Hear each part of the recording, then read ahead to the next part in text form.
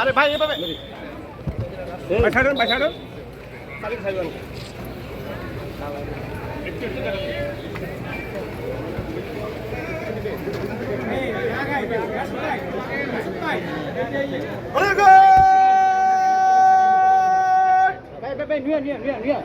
সালাম দিবে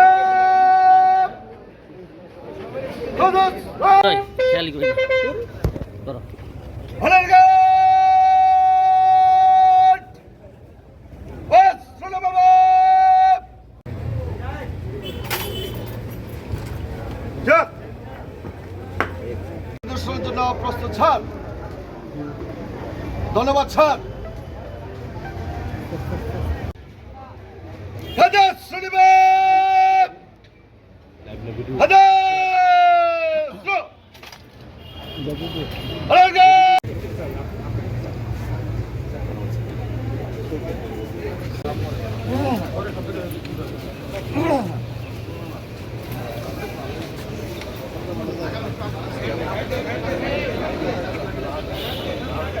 আপনি প্রথমেই দেখবেন, প্রথমে আর্থিক খাতের যে নানা রকম বিষয়, ব্যাংকিং খাতে আপনি দেখেন, ব্যাংকিং খাতে মোটামুটি কিন্তু এখন এই বাংলাদেশ ব্যাংকের যেগুলো খারাপ ব্যাংক আছে সেগুলো পুনর্বাসন করতে চেষ্টা করি। ইসলামী ব্যাংক একটা বড় একটা এক্সাম্পল, সবচেয়ে বড় ব্যাংক ওটা প্রাইভেট সেক্টর, ওটা কিন্তু আস্তে আস্তে ফিরে আসছে। অন্য অন্য ব্যাংকের একটা আইন হয়েছে ব্যাংক রেজুলেশন অ্যাক্ট, এটা প্রথম এখানে শর্তটা হলো যারা টাকা পয়সা জমা দিয়েছিল ব্যাংকে তাদের টাকা পয়সা সরকার ফেরত দেওয়ার জন্য অঙ্গীকারবদ্ধ, মানে কারো টাকা মার যাবে না। হয়তো সময় লাগতে পারে, এটা কোনো কোনো ব্যাংকে একেবারে হয়তো ব্যবসা নাই, সেগুলো একটু সময় লাগবে, ওগুলো হিসাব করা হচ্ছে এবং আমরা কারিগরি সাহায্য নিচ্ছি কীভাবে অ্যাসেস করতে হয়, মূল্যায়ন করতে হয়, এইটা একটা। আর ব্যাংক খাতে আপনার রিসেন্টলি আপনি দেখবেন বাংলাদেশ ব্যাংক তো কিছু লিকুইডিটি প্রবলেম আছে। কিছুদিন আগে তো 52,000 কোটি টাকা দিল, এর আগে আমি 22,000 কোটি টাকা দিয়েছি, চেষ্টা করছি, কিন্তু এটা কিন্তু স্থায়ী সমাধান নাই। স্যার, আপনি শঙ্কা প্রকাশ করেছিলেন যে ডিসেম্বরে যেহেতু ফেব্রুয়ারিতে যেহেতু নির্বাচন, সেই সময়ের মধ্যে ব্যাংকিং খাতটাকে আপনি চাঙ্গা করতে পারবেন কিনা? পারবো ইনশাল্লাহ, একবার পুরোপুরি করো, কিন্তু না, এইগুলি তো আমি বললাম যে এইগুলো চেষ্টা করা হচ্ছে যে, আরে বাবা একই প্রশ্ন করতেন বারে বারে কেন? এটা তো বলছি যে এটা সরকার অঙ্গীকারবদ্ধ যে টাকা পয়সাগুলো মানবে না, এগুলো সময় লাগতে পারে, কারণ টাকা পয়সা নিয়ে চলে গেছে অনেকে, এইরকম পৃথিবীর কোনো দেশে এরকম ঘটনা ঘটে নাই। সেকেন্ড, আমরা কতগুলো সংস্কার আছে এগুলি সময় সাপেক্ষে, এটা আমরা করতে পারবো না, এটা নির্বাচিত সরকার এসে করবে, এটা আমরা বলছি। আর সঞ্চয়পত্রের হার মোটামুটি কিন্তু খারাপ না, এখন মোটামুটি ভালো।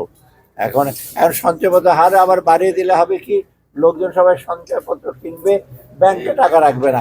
আমার ব্যাংকে তো লিকুইডিটির ব্যাপার আছে, আমাকে ব্যালেন্স করে দেখতে হবে। সবাই সঞ্চয়পত্র বিক্রি করে দিলে ব্যাংক কোথেকে টাকা পাবে? আর তখন হচ্ছে সঞ্চয়পত্র হার বাড়ে, সরকার ইন্টারেস্ট কস্ট, সুদের আর এমনি বহু টাকা আমাদের দিতে হচ্ছে দেশে এবং বাইরে থেকে যেটা জাতীয় রাজস্ব বোর্ড নিয়ে একটু স্যার, যে জাতীয় রাজস্ব বোর্ড নিয়ে সরকার স্যার খুব কঠোর পদক্ষেপ নিচ্ছে এবং স্যার বিভিন্ন কর্মকর্তাদের বরখাস্ত সাসপেন্ড করা, ওইটা নিয়ে আমি কথা বলছি। জাতীয় রাজস্ব আমরা দেখেছেন যথেষ্ট,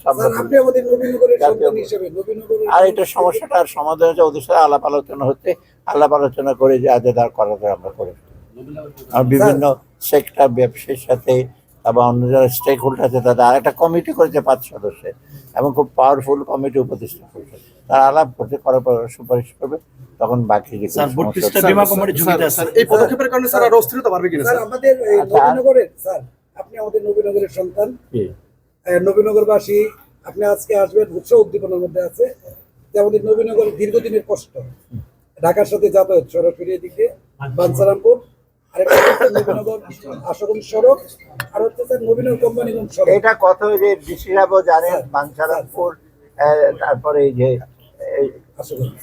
না একটা হলো আপনার বাঞ্ছারামপুর থেকে নবীনগর সড়কের অলরেডি আপনার অর্থনৈতিক সাথে একনেকে প্রজেক্ট অ্যাপ্রুভ করা হয়েছে, এগুলো কাজ হয়।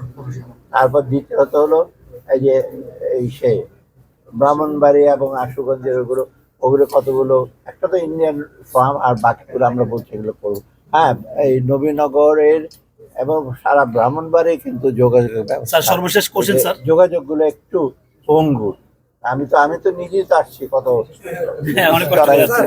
আরেকটা বিষয় হচ্ছে স্যার, নবীনগর কোম্পানিগঞ্জ যে সড়কটা, এই সড়কটা দিয়ে এখন সিলেটের গাড়ি যাতায়াত করে, এর ফলে বিভিন্ন সময় দুর্ঘটনা করতেছে, রাস্তাটা নষ্ট হয়ে যাচ্ছে, রাস্তাটা চিকন।